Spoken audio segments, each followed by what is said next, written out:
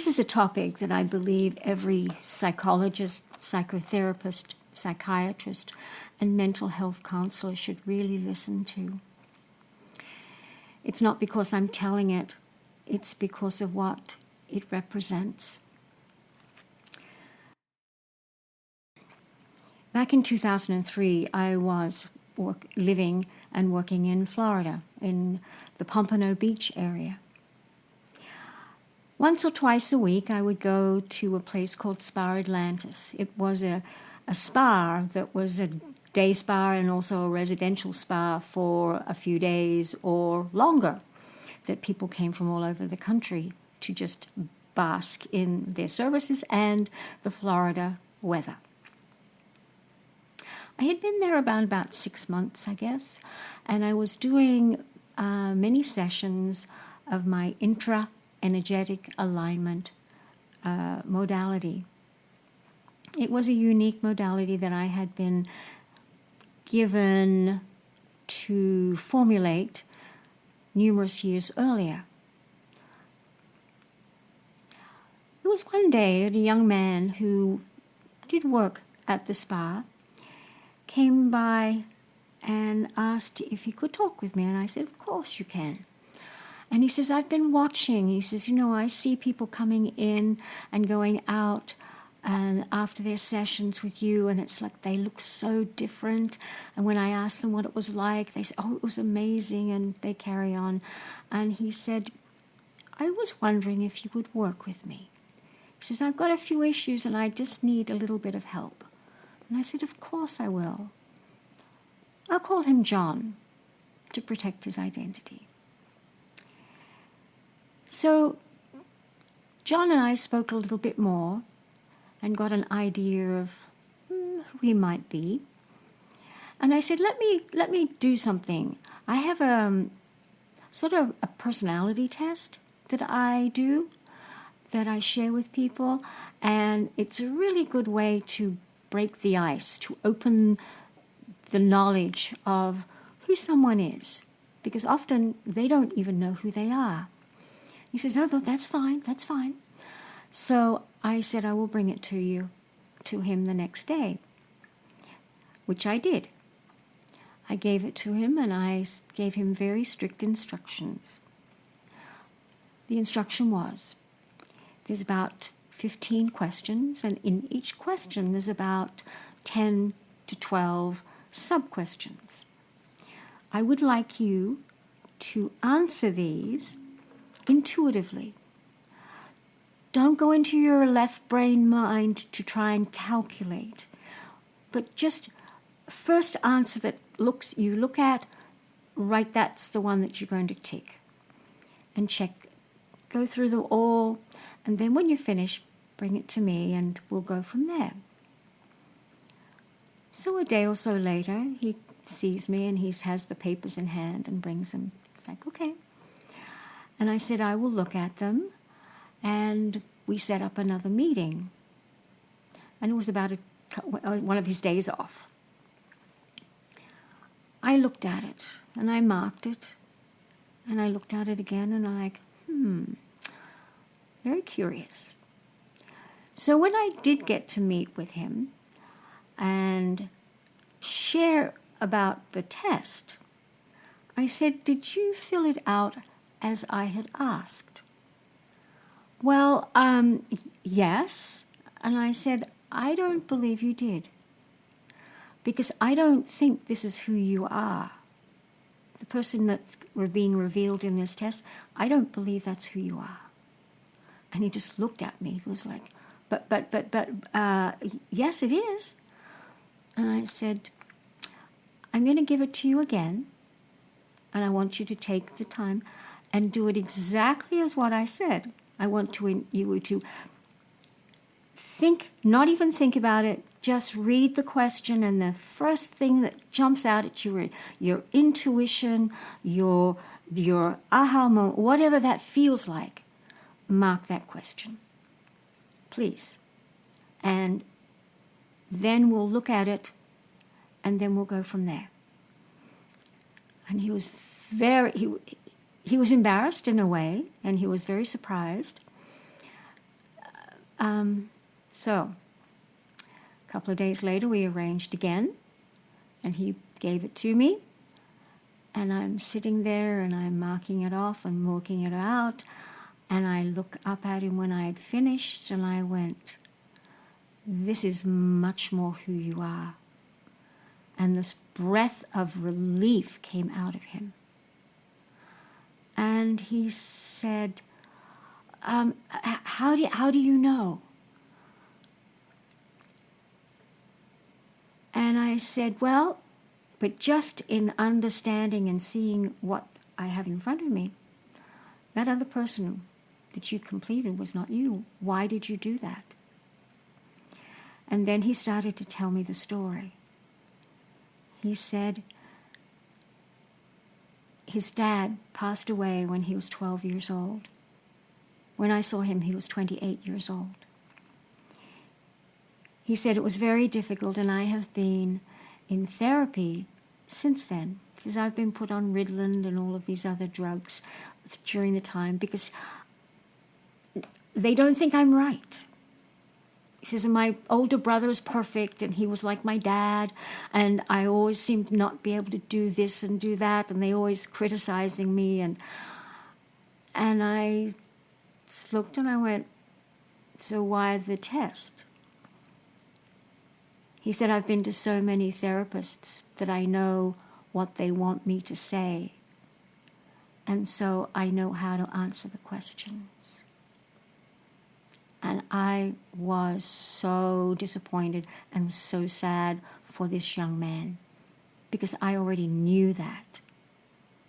That was very obvious, that he was trying to play the game of being someone else. So we spent time throwing that other one away, and I having him discover who he really is, and the beauty of who he really is, and his personality, and his hobbies, and his strengths. And his dad and his brother and his mom, to a point, because of her profession, they were all achievers. They were all academic. They were all into the left brain mold. And he was not that. He was a sports person. He was creative. He liked to do varying different things. He was very much a people person, and he was in a hospitality scene, and people absolutely adored him because he was able to make them feel welcome. He was able to bring them in and help them in their time in the spa of whatever was necessary. All the staff loved him, and also the patrons who came in. They really appreciated his help. And I saw this, and then we talked and talked and talked, and we had maybe 3 or 4 different meetings, and each time I did something else. I did a little bit of astrology, I did a little bit of human design, did a little bit of other personality modalities to reveal the similarities of the answers he gave, but the characteristics that came through in these other different modalities.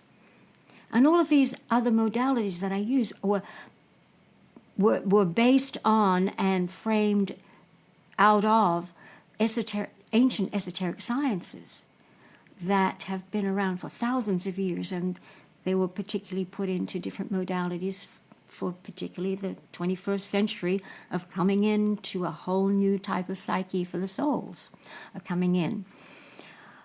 And so we talked, and I opened doors to his mind of possibilities and work ideas and where he has strength and what he could do to encourage and grow through some of the challenges. And this young man started to really brighten up, and people noticed it even more when he was working. Overall, I saw him, 5 or 6, 7 times. And then my time in Florida was coming to an end. And I told him that this is what was going to be happening, and he can always contact me. I have no problem with that, and we can talk. And we built up a very comfortable connection. And so he knew that he could ask me anything and I would tell him the truth, or as far as I knew, or what my perceptions were. Came to the time that I was leaving, and I gave him my, he had my phone number already, and we chatted, wished him luck, and gave him great encouragement. And I left, and I ended up going up to Charlottesville, Virginia. It was probably 4 or 5 months later, could have been 6. I really lost track of time. And he'd call me once or twice just to say hello and say, I'm doing okay. And I was like, great, super, John. I'm really, really proud of you. And then on this, 6 months in, I guess, I get a phone call from his mom. And she says that he's coming back up here. And she lived up in Northern Virginia, not too far from where I was. And she said that he would like to meet with you and asked if you would be able to come up here for lunch one day. And then he can talk with you. And I said, absolutely, of course. It's only an hour and a half drive. Be my pleasure. And I would like to meet you too. And so we agreed, and she would get back to me with a date. The date arrived, and I did indeed drive up there and did indeed have lunch with them both, and it was very, very beautiful and wonderful. And then it was our time, John and I, at the time for us to go and chat. Now we had, in our consultations, we had covered all sorts of topics. From when he was young, the struggles he had with his, with parents and with school and with brothers and friends and his dreams and aspirations and you name it. And then when his dad passed, how difficult that was. And it went on and on and on. So we had covered multitudes of topics. And a couple of times during this time, I had started to talk about his dad. And he says, no, I don't talk about my dad. Like, all right. And I left it. And then probably after maybe 4 or 5 times, something would come up. And I said, what about your dad? And he said, no. And I said, what about all the therapists that you've been with? What about, you said you've been in therapy for 14 years, and you've had so many therapists, as you mentioned. How did they handle that? And he said, I told them it was off limits. And I said, you mean in all of that time, no therapist was able to get you to feel comfortable enough to talk about your father's passing? No. Why?